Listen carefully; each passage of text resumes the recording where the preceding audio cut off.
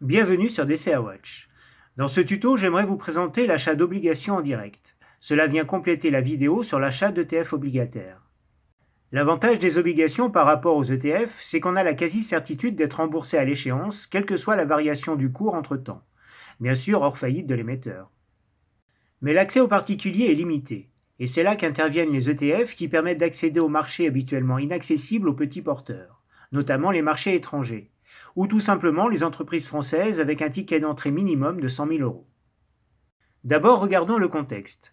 La hausse des taux actuels semble être un retour à la moyenne historique après 2 décennies de baisse forcée suite au 11 septembre, à la crise des subprimes et au Covid. Si on assiste à un retour à la normale, alors le plus gros de la hausse des taux est déjà fait, donc le plus gros de la baisse des obligations également. Si les taux restent stables, alors la valeur des obligations le restera aussi. Si les taux baissent, on pourra réaliser une plus-value. Et bien sûr, les taux peuvent encore monter, mais à mon sens faiblement. On ferait dans ce cas une petite moins-value avant d'atteindre un plancher. Donc il y a a priori un faible risque en capital et en parallèle la possibilité d'avoir un taux élevé sur plusieurs années. En effet, on peut envisager aujourd'hui du 4 à 5% par an. En parallèle, l'économie entre en récession plus ou moins forte et les indices doivent affronter de fortes zones de résistance entre leur plus haut de 2022 et 2023. Par conséquent, les actions devraient au mieux consolider à plat. Donc l'achat d'obligations devient vraiment pertinent. On peut acheter des obligations en direct ou via des ETF, mais également par le crowdfunding car techniquement ce sont des obligations. Alors, pour choisir une obligation, il faut regarder ce que propose votre broker. On peut également utiliser les screeners, les plus connus comme les Échos, Le Figaro, Boursorama et bien d'autres. Je donnerai quelques exemples en fin de vidéo.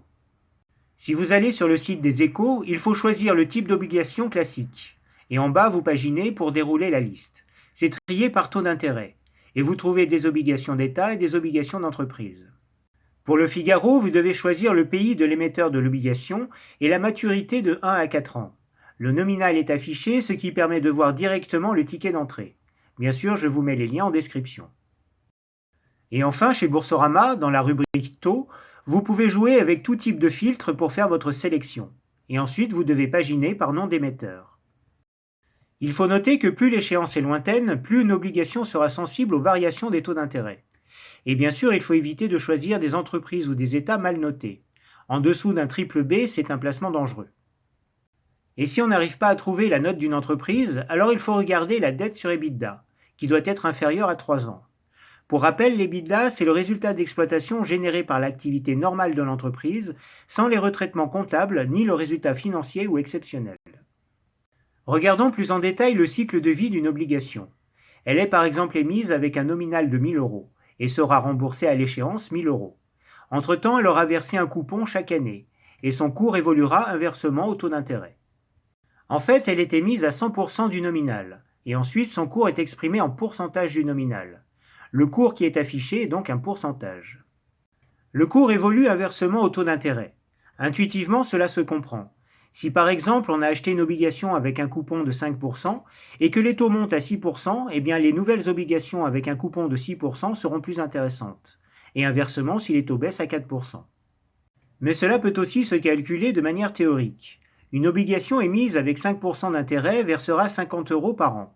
Si les taux montent à 6%, pour recevoir un même coupon de 50 euros, il suffit de placer un capital de 830 euros. Inversement, si les taux baissent à 4%, pour recevoir le même coupon de 50 euros, il faudra placer un capital de 1250 euros. Mais ensuite, il faut ajouter le coupon couru, ce qui fait une grande différence avec les actions. En effet, si on achète une action la veille ou l'avant-veille du détachement de coupon, on reçoit quand même 100% du dividende. Alors que pour une obligation, l'acheteur doit en plus payer le prorata du coupon qui sera versé au vendeur au moment de la transaction. Par exemple, en septembre, si on veut acheter une obligation qui verse un coupon de 5% en décembre, il faudra alors payer en plus du prix le coupon couru de 37,50 euros. Personnellement, je préfère acheter une obligation quelques jours après le détachement de son coupon pour éviter l'effet du coupon couru en termes de trésorerie, ce qui demande un peu de patience. Enfin, avant d'investir, il faut calculer le taux actuariel. C'est le taux réel qui prend en compte tous les flux de trésorerie. C'est d'une part la somme des intérêts qu'on va recevoir, et il faut ajouter la plus ou moins value quand on sera remboursé du capital à l'échéance. Prenons l'exemple d'une obligation de 1 000 euros qui verse 4% d'intérêt pendant 5 ans. On recevra 40 € de coupons par an, donc 200 € au bout de 5 ans.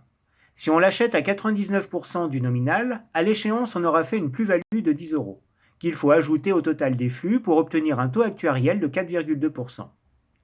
Mais si on l'achète à 102% du nominal, à l'échéance on aura fait une moins-value de 20 € qu'il faut soustraire au total des flux pour obtenir un taux actuariel de 3,6%. Et si on avait pris en compte le coupon couru, il se serait ajouté au prix d'achat, diminuant d'autant la performance finale. Alors bien sûr, normalement il faudrait actualiser tous les flux pour être juste. Mais ce qui est important, c'est de choisir le projet qui a le meilleur taux actuariel. Et la méthode simplifiée peut suffire. Pour vérifier, on peut retrouver ces informations par exemple sur Boursorama. Si on compare avec le livret A qui distribue aujourd'hui 3% sans impôt, il faut trouver un taux actuariel avant flat tax de 4,28%, sans compter les frais. C'est possible avec des obligations d'entreprise. Mais il faut aussi prendre en compte que le taux du livret A est figé jusqu'en 2025 et qu'il devrait ensuite baisser avec la baisse prévue de l'inflation, alors que les obligations continueront à verser le même coupon jusqu'à leur échéance. Il faut aussi noter qu'il existe plusieurs types d'obligations. D'abord, il faut distinguer les emprunts d'État des obligations d'entreprise dites corporate. Il existe également des obligations zéro coupon dont le but est de capitaliser les intérêts jusqu'à l'échéance. En fait, c'est comme des comptes à terme, mais l'avantage c'est de pouvoir les vendre à tout moment. On trouve également des obligations perpétuelles qui offrent un meilleur rendement mais sans garantie de cours car elles n'ont pas d'échéance, ou l'échéance est très lointaine. Et il y a également des obligations convertibles en actions. Pour donner quelques exemples, on peut s'intéresser aux emprunts d'État des Pays-Bas et de l'Allemagne, qui sont les meilleures signatures en Europe. Et pour les bonds américains, il faut généralement investir avec un ETF. Du côté des obligations d'entreprise, on en trouve beaucoup qui sont accessibles aux particuliers parmi les établissements financiers, comme le Crédit Agricole, la Caisse d'épargne et le Crédit Mutuel, avec des montants de nominal de 1 000 € et parfois même de 100 €. Et souvent, le coupon est trimestriel. Voilà, j'espère que ce tuto vous sera utile. Comme vous pouvez le constater, c'est très technique et j'ai simplifié au maximum. Dernièrement, j'ai testé les obligations proposées par Trade Republic qui essayent de démocratiser l'investissement obligataire, ce qui veut dire qu'il y a une demande. Je ferai peut-être une vidéo sur le sujet. Quoi qu'il en soit, j'ai pour stratégie de me rapprocher du portefeuille All Weather de Ray Dalio, qui est investi à hauteur de 40% en obligations long terme. Et je cherche à me diversifier aux États-Unis et en Europe via des ETF.